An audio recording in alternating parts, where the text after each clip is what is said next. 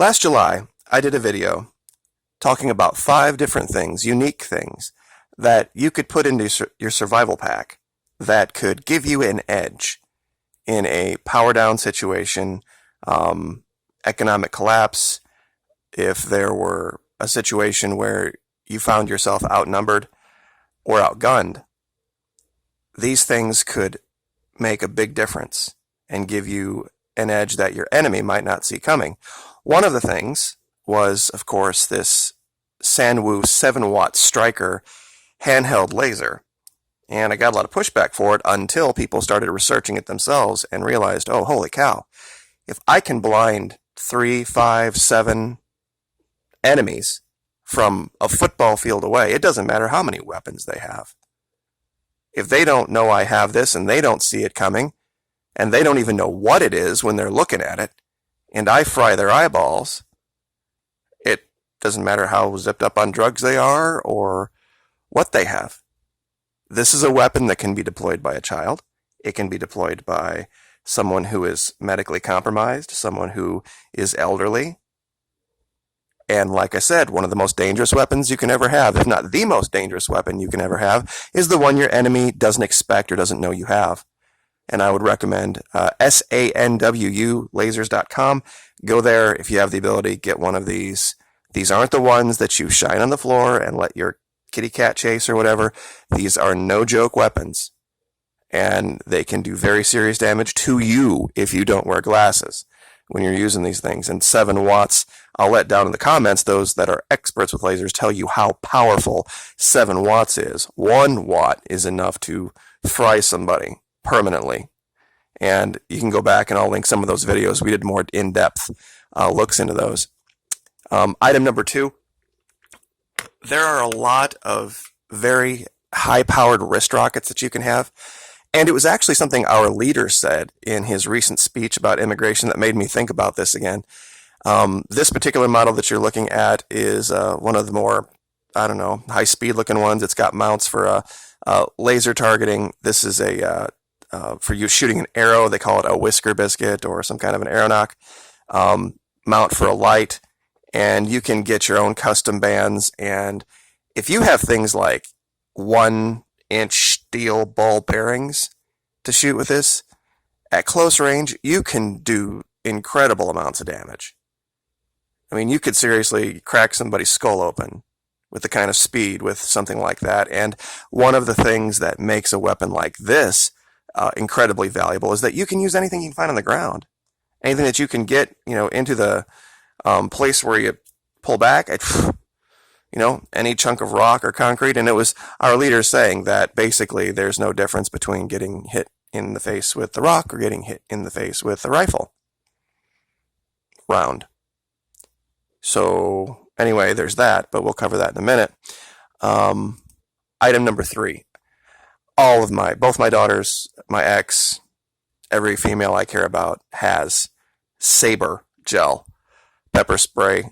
They have versions that have the CS tear gas component in it.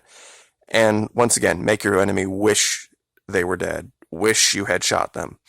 That's how nasty this stuff is. And I'll say it again, a blind enemy is no longer a threat. A blind enemy is no longer a threat. Once they can't see you, especially at night, it's over. It is over. And like I said, there's different laws in different places for these different levels. So check with your local authorities on what you can legally have in your state or not. This is one that a lot of people don't think of, but it's the other side of the coin. Blinding your enemy is basic military strategy 101. Anything you can have in your pack to do that is huge. But from your perspective, being able to see through smoke, see at night, see through weather, gives you an enormous tactical advantage. This is FLIR One. This is something you can get for iOS. You can get it for Android. It's only a couple $100, and it gives you an amazing advantage. I mean, think of the concept of having the laser or having the pepper spray or whatever to blind your enemy, and then they can't even see during the day, but you can see at night. And once again, a couple $100, tiny, tiny little unit. It doesn't take up much space, and I have for both Android and for Apple, just in case, one of the phones would go down. Highly recommend having this in your pack.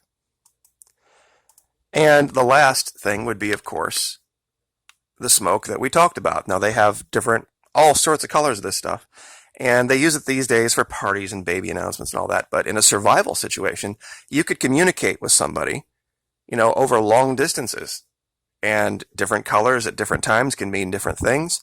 And if you were ever cornered in a situation where you were trying to defend your property from folks that were coming at you, since you know the lay of the land and they don't know the lay of the land, you could even the playing field, so to speak, with this stuff. And it's cheap, it's easy to have, it's easy to store, and I would highly recommend having this item in your pack. Now, I know there's a lot of folks out there going, well, wait a minute, the charger, the laser is going to run out of charge eventually with no electricity, grid down.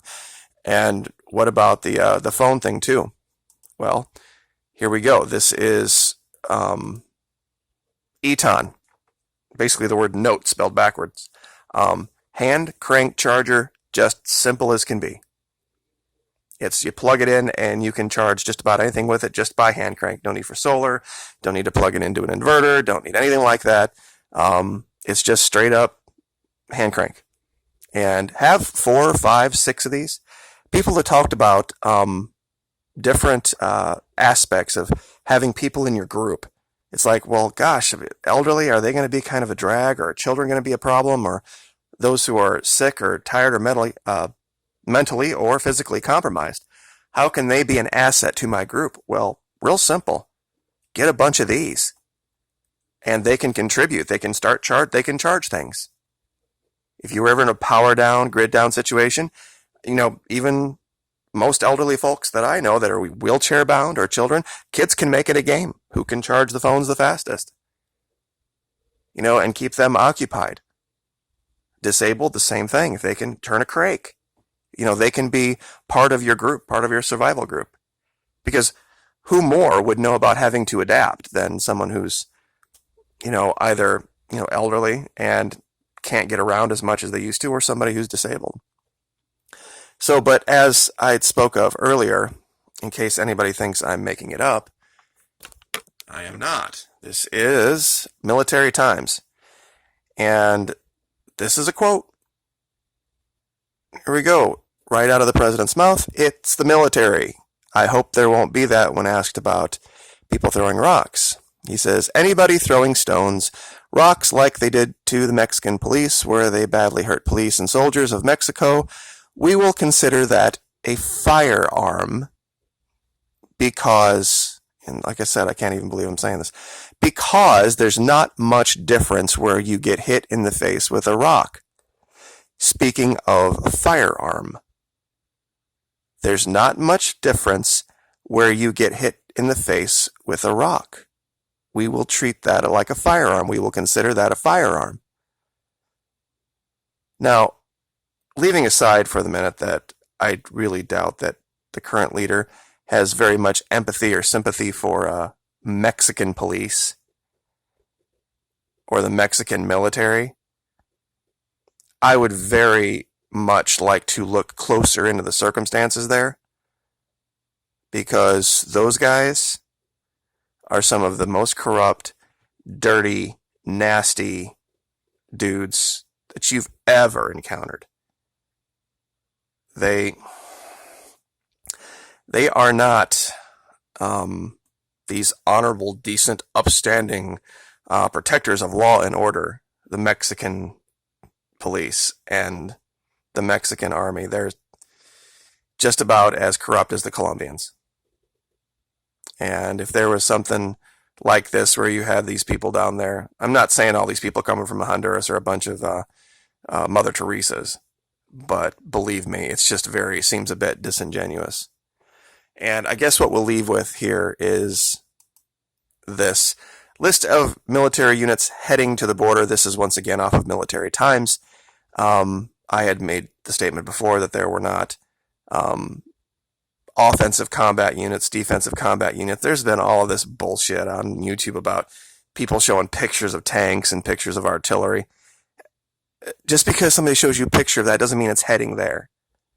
And yes, there are elements of the 82nd that are going there, but there's people that are part of the 82nd Airborne Division that are clerks. Doesn't mean they're sending light infantry. And they delineate that here. So out of Fort Bragg, and I'll link this and you can read through it. Sustainment Command, Preventive Medicine. The 2nd Assault Helicopter Battalion is Blackhawks. They are just there for the night vision and Overwatch capabilities. Combat Sustainment, Movement Control, Inland Cargo Transfer, Headquarters, Command and Control, Joint Enabling Capability Team, Aviation Planners, Public Support Element, Signal Corps, Sustainment Brigades out of everywhere. Interestingly enough, 505th MI Brigade is down there. My guess is the linguists. That is a unit that has Spanish translators and interrogators and different assets that speak the language. Mobile Public Affairs, sappers, engineers, combat camera, press camp, MPs for security, quartermaster.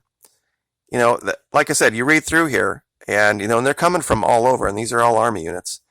I haven't heard, and I don't want to say for sure, but I haven't heard of a single Marine unit going. And coming from an Army guy, this is kind of hard to say, but it's the truth. If they were expecting combat down there of any kind, there'd be Marines, because that's what they do. That's their job. And, you know, Army, not that Army guys don't fight and can't, but we're more the rear with the gear kind of guys. And when you look through this list of units that's going down there, it's pretty much all that. And Sustainment Brigade is basically just logistics. It's a long description of what they actually do. They operate independently, and they basically just keep the everything oiled, keep everything moving like it's supposed to. So that's the case. I mean, I don't know if I want to equate our current leader calling getting hit in the face with a rock the same as getting hit in the face with a rifle round as bad as the corpsman comment, but this could be. This could very well be that bad. If anybody were paying attention and anybody were going to hold him accountable for it. And I'm not holding my breath for that, because it seems that nobody wants to hold the current government accountable for anything. So we will leave it there. But once again, real quick, if you have the ability to get a high power laser, SANWUlasers.com, fantastic source to go to. Once again, this can turn anything into a ballistic weapon if you want to have that in your pack. Always have pepper spray. Sabre Gel, SABRE Gel, fantastic choice for that. FLIR, the ability for you to see in the dark with a simple smartphone, fantastic asset. Smoke can be something you use for a controlled retreat to give yourself an advantage against larger numbers. The military's been using this for a long time. And of course, the ability to charge things by hand. Just simple hand crank charge. Kids can do it. Disabled can do it. Elderly can do it. People that are compromised can do it. 3 or 4 or 5 of these things hanging around. Fantastic barter item too. So we will leave it there. Like, share, subscribe. Thank you so much. Appreciate you guys, and we will see you next time. Thank you.